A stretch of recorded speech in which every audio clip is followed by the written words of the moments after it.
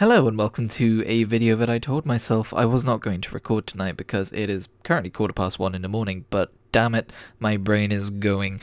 Welcome back to another Blurbal Reasoning. I have just finished book 10 of A Wheel of Time. That's right, 10 down, 4 to go. I'm skipping the prequel for now. As of the time of recording, I started reading this series 3 years and 3 days ago, and if you're wondering what's taking me so damn long, I'm also on a great big old waiting list to be diagnosed for ADHD. I am one of those many adults who grew up reading books fairly easily and has a much harder time now that their brain has changed shape annoyingly. But also, these are some fairly chunky books and the pacing becomes glacial at points. I've already decided that when I do finally finish this series, obviously I'm going to put out a Blurbal Reasoning on A Memory of Light, but then I'm also going to put out at some point a little bit later a video that's spoiler free, talking about, you know, looking back overall how I feel about The Wheel of Time as a series. And I think that's going to be a really interesting video because I'm going to have so much good to say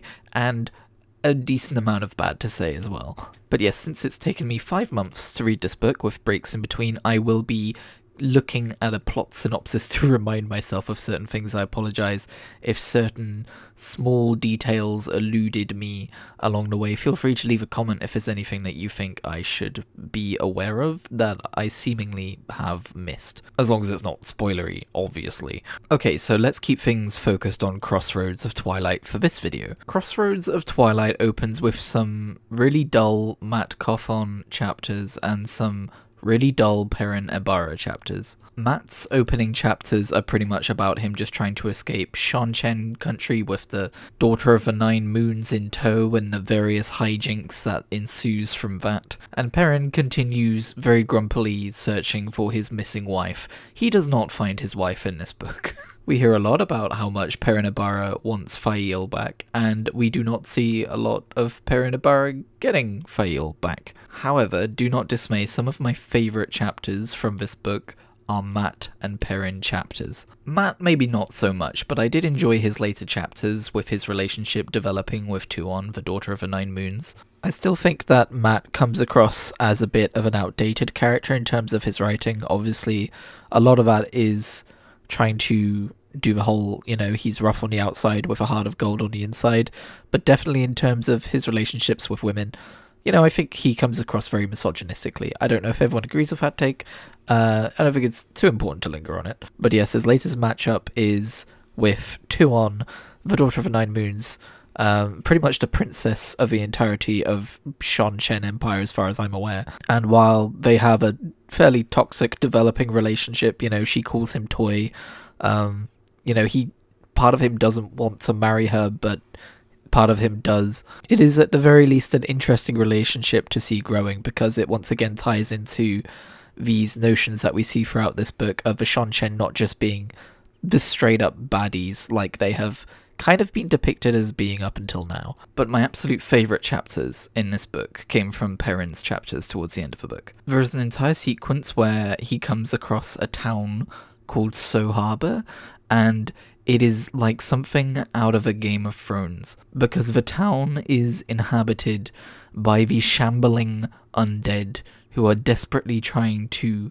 make it seem like they are not undead, and the way Robert Jordan writes this slow unveiling of just where they are and who they are among, and this slow revelation of what is actually occurring here is absolutely masterful, and that chapter was just an absolute unexpected treat. I loved every second of it. The undead are not a force which have really been in the Wheel of Time so far, so for so much of a story to be written before they ever show up or are ever even mentioned as like a thing that can happen it just makes them all the more spooky and unnatural. I may complain about the pacing and the length of A Wheel of Time a lot, but there are benefits to it, and that's that you can create such a well-realized world so that when you do subvert expectation, it has a far greater effect than it might have in a trilogy or a single novel. And I also love how it's framed against Perrin's single-minded drive to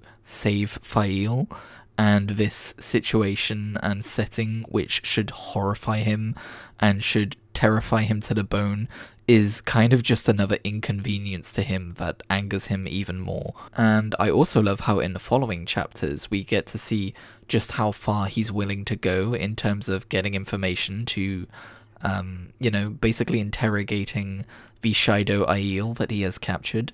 He ends up torturing them and maiming them. And one of the longest running character traits for Perrin has been this duality of the blacksmith versus the warrior, or I guess the wolf, with like the hammer embodying who he wants to be and who he used to be, and the axe embodying, you know, what the world is turning him into. And there's this really brilliant scene where he finally ditches the axe. He throws it into a tree and it like splits the bark and it just basically sticks out of a tree, and he refuses to recall it. He refuses to take it back with him. This is after a long conversation he has with Elias about, you know, what is this monster that's growing inside of him? What if he ends up enjoying the violence? That kind of thing. Again, it's a very long series, not much happens, but when stuff does happen, the payoff is tremendous. But not much else happened for Perrin in this book, so I'm wondering if we're going to see more from the Undead Village, or if they're just going to kind of move on from that, and that was just like a spooky set piece to keep people interested. They never did explain the mystery behind So Harbor, though. Like, why are they all undead? What happened? What passed through there? Like, you get this impression throughout Crossroads of Twilight of a world where, you know, the seals on the Dark One's prison are weakening, and we're reminded, you know, we've spent so much time with the politics of the humans of this world that we're reminded in this book that, like, dark shit is occurring. There's this really ominous chapter from, I'm going to have to double check her name because there are a lot of Aes Sedai. Alviarin, I believe. I'm not clicking that wiki page, there will be spoilers. But for the last couple of books, she's been the power behind the Amelin seat, whose name I remember. It begins with an E. Anyway, she's been manipulating her for a long time because she is one of the Dark One's servants. She's one of the Black Arger, I think. And there's this really ominous chapter where, you know, just as... Oh my god, her name is coming to me, I swear to god. Elida! That's the one. Just as Elida regains control over Alviarin, and Alviarin is kind of fleeing to her chambers, Mordif? Oh god, there's so many nouns, I'm sorry. The spooky fucking Murdrel shows up, alongside the woman who is Alviarin's boss, and basically... Alviarin seems to think that the Murdrel is actually the Dark One himself, and I'm not so certain that that is the case, or if it is, maybe the Dark One is just temporarily inhabiting this Murdrel. But the way that scene plays out is extremely spooky, and I'm like, we haven't had much of this in a while, so this is nice. I enjoyed this. Let's do this again sometime. Meanwhile, Elaine Tracan's plot summary for this entire book is a single sentence. I will read it to you. Elaine Tracan continues trying to solidify her hold on the Lion Throne of Andor. That's it. Nothing happens. Okay, sorry, that's a little bit reductive. I definitely took something away from Elaine's chapters. You know, every little bit's important. All the characterization, all the little developments of the relationships and the little politics happening in Camelin. But for sure, these are some of the chapters that dragged for me and ultimately are what put me away from the book. At the end of a previous book, I believe she was being laid siege to throughout the entirety of this book. She's being laid siege to, but also she's pregnant. That's about it. Any of the intricacies of her particular plot has been lost to me, but I'm sure they'll pop up again in the future. Speaking of sieges, however, Egwene, as the Amelin of the rebel Aes Sedai, is laying siege to the White Tower, and I actually really enjoyed most of her chapters. I love Egwene's entire thing of, you know, she was the daughter of an innkeeper in a village that nobody had ever heard of, and now she is the Amelin seat, and like, kind of reconciling that in her style of leadership and playing the Aes Sedai politics, which I do get tired of, but slightly more interesting through her eyes, in my opinion, and how she hatches plans of her own volition, and how she works alongside Swan and stuff, and she's got all these secrets going on, and it's just interesting. There's also a lot of text dedicated to these terrible headaches that she's getting, and this might just be a whole situation of Nynaeve tugging her braid when she gets frustrated. But I actually think there's something more to this. I have a little pet theory. I think this mysterious woman who is showing up and is massaging her head and is curing her headaches is actually someone who is causing them. From Egwene's point of view, she's very trusting of this woman, but her maid is very distrusting and she can't quite put her finger on why. I think that's a pretty obvious red flag, but that felt very vindicating to me because I was already suspicious of this magical headache fixer before any of that was spoken, so I think some shit be going on there. But at the end of this book, Egwene decides to accompany someone on a mission because there's these little mentions as to how she's figured out how to make Quaindiar and turn things into Quaindiar. And I think the plan is to sail out to a big chain outside of Tar Valon and change it into Quaindiar for some reason. I'm not sure what. Maybe it makes it heavier and it makes it sink and it opens a gate and allows a way for people to invade. That's my theory. But someone's been murdering the people she's been training up to do that, so instead of sending the novice who's got like a little bit of skill in doing it, she decides to go herself and ultimately gets captured because someone has betrayed her. That's Egwene's ending of the book, and I think it's a really interesting plot development. Sorry, I'm getting quieter and quieter because it's getting later and later and I'm trying to be a decent human being while also fulfilling my creative desires. Before we leave Egwene's point of view, I should also mention that it's really interesting that the Rebel Aes Sedai kind of start to come to the conclusion that after seeing the destruction wrought from the wreckage of Rand cleansing the One Power at Shadar Logoth, and not knowing exactly what he did because communication between factions could fix so much of the problems that this world has, but, you know, that's a commentary on the real world too. It's interesting that the Rebel Aes Sedai start to consider having to link with the Ashamon before they even learn that the taint has been cleansed. And so, like, you can see at the end of the book, they're infighting and they're trying to figure out, like, how would we even do this without going mad ourselves? What if instead of making them our warders, we made them something less than warders and used compulsion on them? Forging uneasy alliances with people you really don't want to make alliances with is something of a theme in this book if you also wrap this up with what I'm about to talk about with Rand and the Seanchan. Now, the last main character we need to talk about in this book is Rand al'Thor, who didn't show up for most of it. At the end of the last book, Rand suddenly decided that he was going to cleanse the taint on the male half of the True Source, and the mad bugger went and did just that. And I was so excited. This was a huge moment in the lore and the story, and I was so interested in how this would affect the world and events going forward.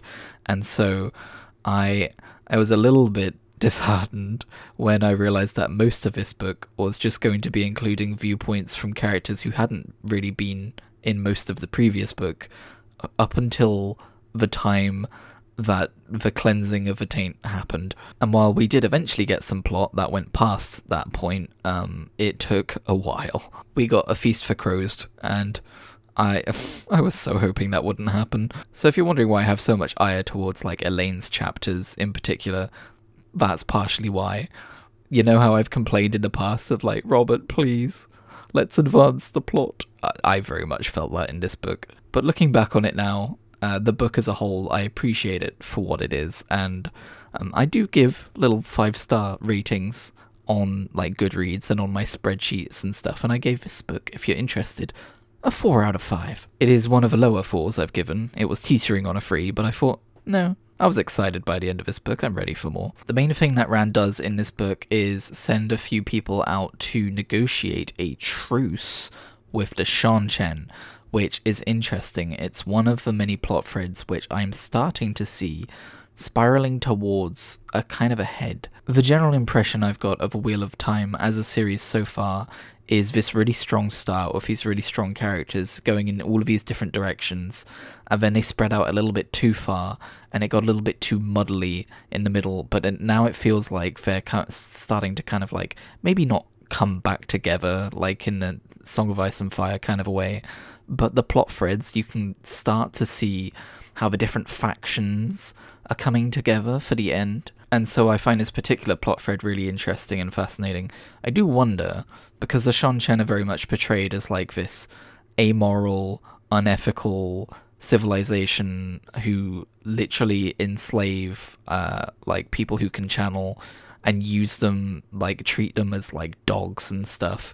I do wonder if that's going to be addressed, or if Rand is just going to demand that people overlook it for the greater good, and if we're actually going to get to a point in the story where we address the idea of forcing people to overlook things for the greater good being an evil unto itself, or if that's just not going to be part of his story. I really would like some closure on like how Rand has changed as a character. I'm sure we will get that, but I hope that's part of it. You know, we've got Perrin's moral quandary of becoming too violent and, you know, torturing people to get the information he needs and ignoring the plight of these undead villagers to make sure that he can continue working towards rescuing Fael. I have to wonder if he's going to become the antithesis of Rand by the end of it, of someone who denies doing the worst things that quote-unquote need doing. I think the chapter where Perrin cuts off a man's hand is literally called What Must Be Done. And yeah, I don't know how much this series is going to end up subverting expectations in the long run, but I would love something like that. Again, quick reminder, because you're all strangers to me, I don't know who feels what ways about certain things. Just don't hint in comments, don't spoil, please, thanks. No one ever has. You've all been good so far. Just a little reminder. I should also add that Rand has done things, like when after he took over the Stone of Tyr, like he demanded that, you know, grain be sent to one of its enemy nations so that people don't starve and that kind of thing. So maybe that kind of thing still is within Rand, and maybe he will demand that they stop enslaving people who can channel, the Shan, that is, before they come to any kind of agreement. And maybe, you know, this hidden truth that the people who control the Damani also have the ability to channel, maybe that will have some factor in that. Also, before we wrap this up, I do just want to say we learned through Rand that, you know, for sure now, Lews Therin in his head is not him going mad because, you know, the taint on the source is cleansed now. And I'm assuming that the taint on the source is what was sending people mad.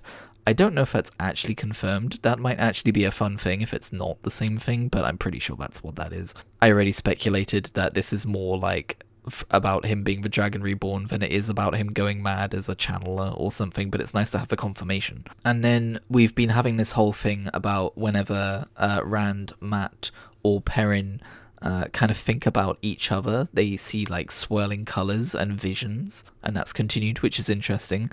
And then also finally, Rand thought about the creator as someone who comes and kind of gardens worlds and then goes off to continue gardening other worlds and doesn't come back to help the worlds that he has left behind. And then he wonders, wait, where did that knowledge come from? Because it didn't come from Lews Therin and it didn't come from him.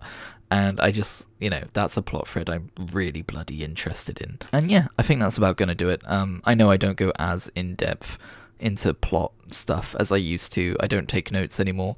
It's for my own sanity, I'm afraid. But I hope you still enjoyed my take on the 10th book of The Wheel of Time. Now, if you don't mind, I'm going to go to bed and get to starting on the 11th, which is sadly Robert Jordan's final solo book.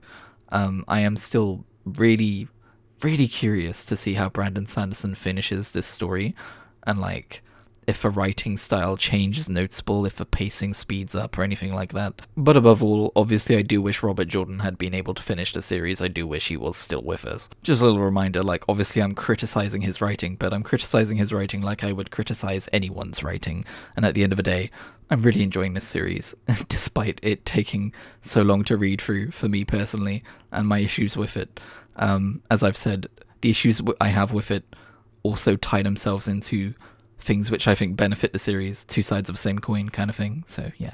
Anyway, I'm going to go to bed, and I will see you in whatever I make next. I would say subscribe for more, but with a caveat that if you are subscribing for more Wheel of Time stuff, there are gaps of months between me reading these books. But please do subscribe for more.